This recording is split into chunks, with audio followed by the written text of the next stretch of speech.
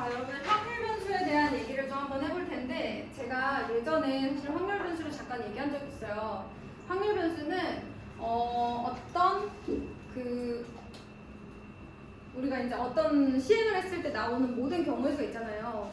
그 모든 경우의 수를 어떤 실수, 예를 들면 1, 2, 3, 4 이런 숫자에 대응시켜주는 함수를 우리가 확률 변수 x라고 한다고 했어요. 자, 그러면 선생님 지금 방금 뭐라고 그랬어요? 확률 변수는 뭐다? 함수다. 누군가를 어딘가로 누군가를 누군가에 대응시켜주는 함수다라고 얘기를 했어요. 근데 원래 함수면 이름이 어때야 돼? 1대1 함수, 1대1 대응, 아니면 뭐 그냥 함수, 그쵸? 아니면 상수, 함수 이렇게 이름을 붙여줘야 되는데 얘는 이름이 함수는 함수인데 이름이 확률 변수예요. 왜냐면 여기서 대응시켜준 그 x값들이 결국엔 나중엔 또 변수가 될 거기 때문에 우리가 이 함수의 이름을 특별히 확률 변수라고 합니다. 그래서 이 중에서 여러분들 좀 이해하기 편하도록 제가 61페이지 372번의 상황을 가지고 왔어요. 빨간 공 4개와 검은 공 2개 중에서 3개의 공을 꺼내는 시행을 할 겁니다. 근데 그때 나오는 빨간 공의 개수를 확률 변수 x라고 하겠대요. 자, 그러면 일단 x에 들어갈 수 있는 값 뭐가 있다고 말이죠? x의 값부터 찾아볼까요? 자, 여러분 6개의 공 중에 3개를 꺼낼 건데 거기에 들어갈 수 있는 빨간 공의 개수는 몇 가지 가능해요? 빨간 공이 3개를 꺼냈어. 근데 안 나올 수는 없어요. 지금 상황에서는. 그죠? 검은 공이 2개밖에 없기 때문에 빨간 공이 안 나올 수는 없고 제일 적게 나오면 몇 개? 하나, 2개, 많이 나오면 3개. 빨간 공은 4개지만 안녕하세요. 뽑는 건 3개이기 때문에 이제 많이 나오면 3개까지 나올 수가 있다. 자, 그러면 선생님이 여기는 뭐가 들어간다고 했냐면 누구를 누구에 대응시킨다고 했냐면 어떤 시행을 했을 때 나오는 모든 표본 공간, 즉 모든 경우의 수를 어떤 실수에 대응시켜주는 거라고 했는데 그러니까 어떤 실수에 대응시킬 건지는 그 상황에 맞춰서 대응을 시켜주는 거거든요. 그럼 이렇게 나올 수 있는 모든 경우의 수를 생각해보자. 3개의 공을 꺼냈을 때 나올 수 있는 모든 경우의 수. 뭐 빨간 공이 3개 나올 수도 있고, 그치?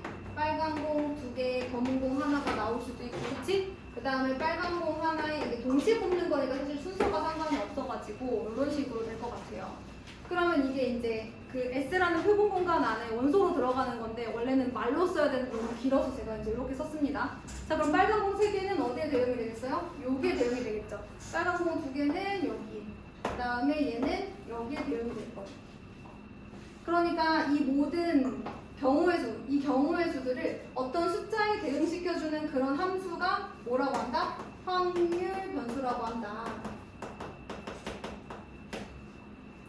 자, 그러면 확률 변수는 함수지만 얘네들이 다시 변수가 되어서 요런 계산을 해야 되는 상황이 오기 때문에 우리가 이제 얘네들을 특별히 확률 변수라는 함수로 불러주는 거예요.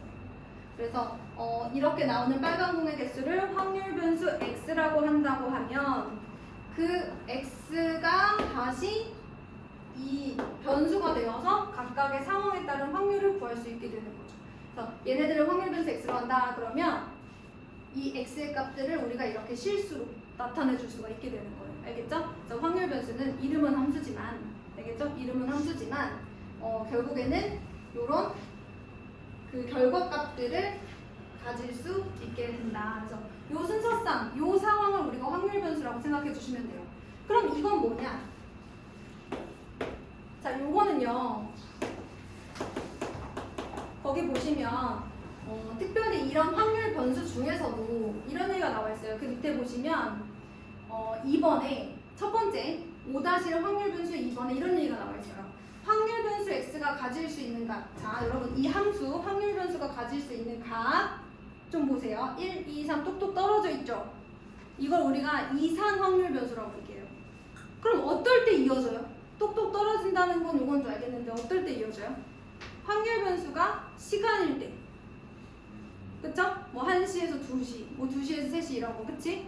그 다음에 확률 변수 x가 뭐 예를 들어 키다, 몸무게다. 그러면은 이제 연속적인 값을 가져야 되잖아요. 그래서 그럴 때는 우리가 연속 확률 변수라고 하고 이렇게 값이 x는 1, 2, 3 이렇게 확률 변수의 함수 값이 똑똑 떨어지는 것을 우리가 이산 확률 변수라고 해요. 자, 그런데 그 밑에 이런 얘기가 나와 있어요. 이산 확률 변수의 확률 분포라는 말이 나와 있습니다. 자, 이상확률 변수가 가질 수 있는 값들이 이렇게 있어요. 이상확률 변수 x가 가질 수 있는 값, 함수값들이죠 사실은. 근데 이 함수값들이 똑똑 떨어져 있을 때 이상확률 변수라고 하는데 그 값에 따른 확률, 이상확률 변수 x의 값에 따른 확률이 이렇게 정해질 때 우리가 요거를 확률 분포라고 해요. 확률 변수 x의 확률 분포라고 해요. 여러분들도 예전에 함수 처음 배울 때 y는 x-1이다 그러면 얘네들의 표를 만들 수가 있었죠. x값이 예를 들어서 뭐 2다 그럼 y는 1이고 1이다 그럼 0이고 0이다 그럼 마이너스 1이고 이렇게 이제 x값이 정수나 자연수로 정해져 있을 때 y값을 구할 수가 있잖아요. 얘도 마찬가지로 이상확률 변수 x의 값에 따라서 각각 얘가 일어날 수 있게 하는 확률값들을 가질 수 있어요. 그래서 이상확률 변수 x에 따른 확률값의 분포를 나타낸 것을 우리가 확률 분포표라고 얘기합니다. 그래서 이 상태를 그냥 확률 분포라고 생각하시면 돼요. 이상확률 변수 x의 확률 분포는 이런 상태인 거예요. 우리가 함수에서 x, y 사이에 관계식 쓰듯이. 알겠죠 여러분? 근데 여러분 얘도 함수고 얘도 함수잖아요. 그쵸? 어쨌든 요 두 x에 대한 함수값을 알려줄 수 있는 표라고 생각하시면 돼요. 그래서 요 자체도 이제 함수입니다 여러분. 확률 변수 x에 따른 이제 확률값이 나와 있어요. 그런데 얘들아 우리 이런 거 얘기하잖아. x, y가 이런 관계일 때 이런 관계식을 쓸 수 있지. 우리가 이걸 함수식이라고 하지. 자, x와 어떤 확률 사이에 이런 관계가 있을 때 얘네들도 만약에 식을 나타낼 수 있다면, 근데 항상 나타낼 수 있는 건 아니거든. 근데 나타낼 수 있다면 우리가 이거를 뭐라고 하냐면 확률, 질량, 함수 이렇게 얘기한다 라고 선생님이 얘기한 적이 있습니다. 자, 그러면 무슨 상황인지 아시겠어요? 자, 어떤 일을 했어요. 어떤 시행을 했어요. 나올 수 있는 모든 결과가 있죠. 그 결과를 숫자로 나타내면 뭐라고 한다? 확률 변수라고 한다. 그 확률 변수 x값에 따라서 확률을 가지고 우리가 그걸 표로 쓸 수 있다 그러면 확률 분포라고 해요. 근데 그 사이에 관계식을 쓸 수 있으면 뭐라고 해? 확률 질량 함수라고 해요. 자, 이렇게 똑똑 떨어져 있는 확률 변수는 이상 확률 변수. 확률 변수의 분포표에서 이 두 수 사이의 관계식을 쓸 수 있으면 확률 질량 함수.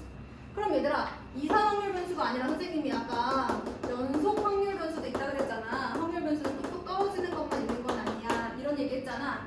그러면 두 사이에 한번 차이를 살짝만 짚고 넘어가 볼게. 나중에 어차피 배울 거지만. 자, 여러분 제가 일단 식을 다 써놔봤거든요. 아까랑 똑같은 상황이에요. 확률 변수 x가 1이나 2나 3을 가질 수 있다고 했고 각각의 상황에 맞춰서 이런 확률을 가질 수가 있어요. 여러분 계산을 해볼까요? 6 컨비네이션 3 얼마예요? 20분의 얘는 얼마예요? 4네요. 그쵸? 얘는요? 20분의 12일 것 같아요. 그쵸? 얘는요? 20분의 4일 것 같아요. 그러면 얘를 제가 그래프로 그려볼게요. 왜냐면 얘들아 x, y 사이의 관계식, 그리고 관계식을 뭐로 그릴 수 있어? 그래프로 그릴 수 있잖아? 그럼 얘도 그래프로 그릴 수 있지 않을까? 자, 그래서 x값이 1일 때, 2일 때, 3일 때 여기가 이제 20분의 4, 20분의 4 여기가 20분의 10이라고 한번 해볼게. 그래프 어떻게 그려질까? x가 1일 때 20분의 4, x가 2일 때 20분의 12, x가 3일 때 20분의 10 이렇게 그려주는 거야. 알겠어? 그럼 얘들아 확률 변수가 연속적이면 어떨까? 확률 변수가 연속적이고 그에 따른 함수값이 있고 그 사이에 관계식이 있다라고 했을 때는 우리가 이제 이러한 관계식을 질량 함수라고 안 하고 확률 밀도 함수라고 하거든? 그럼 얘는 이상확률 변수니까 그래프가 똑똑똑 떨어지잖아. 확률 변수가 만약에 이제 이렇게 연속적이라고 하면 그 그래프는 어떻게 생겼을 것 같아? 이어져 있지 않을까, 그치? 물론 x값이 누구냐에 따라 달라지겠지만 예를 들어 x가 1부터 3까지만 존재한다고 하면 요렇게가 뭐 생겼던지 뭐 아니면 이렇게 생겼든지 뭐 어떻게 생겼겠지, 그치? 그러니까 확률 밀도 함수는 그게 직선이든 곡선이든 이어져 있을 거야. 왜? x값 자체가 이어져 있으니까. 근데 이상 확률 변수는 x값 자체가 떨어져 있기 때문에 그래프 자체가 어떻게 생겼어? 떨어져 있어. 그럼 얘들아 이것도 물어볼게. 자, 이거 더하기 이거 더하기 이거 얼마야? 1이지. 오. 그러면 연속 확률 분수에서는 전체 확률 합이 1이라는 걸 어떻게 알 수 있을까? 여러분, 연속 확률 분수도 이상 확률 분수라고 생각을 해봐. x가 1일 때, x가 1점 얼마일 때, x가 1점 얼마일 때 이렇게 생겼을 거 아니야, 그치? 네. 그러니까 그렇지. 얘랑 얘가 모여져 있는 게 다 지금 이 선일 거 아니야, 그치? 그 확률들이 모여서 넓이를 만들고 있지. 그래서 전체 그래프가 이렇게 생겼다면 이 전체 넓이의 합이 얼마여야 되는 거야? 1이어야 되는 것이 연속 확률 변수의 그래프가 되는 거야. 그런 차이점이 있다. 이상 확률 변수는 함수값이 실수에 대응되는데 끊어져 있을 때, 그리고 그들에 따른 확률 분포를 나타낸 것을 확률 분포. 그렇잖아. 뭔가를 나타내는데 이거 자체가 함수인데 걔를 변수로 한 또 확률의 분포를 나타냈잖아. 그러니까 확률 분포. 근데 그 사이에 식이 있어? 확률 질량 함수. 그럼 얘들아 이 상태에서 확률 질량 함수 여기 빈칸에 뭐 들어가면 좋을지 한번 해볼래? 항상 세워지는 건 아니야. 내 확률 질량 함수가 이렇게 만들어질 때가 있어. 자, 얘들아 어떨까? 여기 뭐 들어가야지? 이 x는 1, 2, 3을 말하는 거잖아, 그치? 그러면 저 4개 중에 4개가 빨간색이니까 빨간색이 x개 뽑힌다고 하면 검은색은 3-x개 뽑혀야 되는 거잖아, 그치? 이렇게 들어가면 확률 질량 함수도 만들 수 있다. 여기까지 됐나요? 자, 여기 몇 번이라고 했어요? 372번이라고 했죠.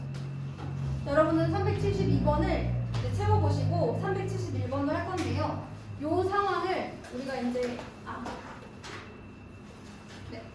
이 상황을 사진을 찍어서 나중에 개념부터 정리하실 때 활용을 하세요.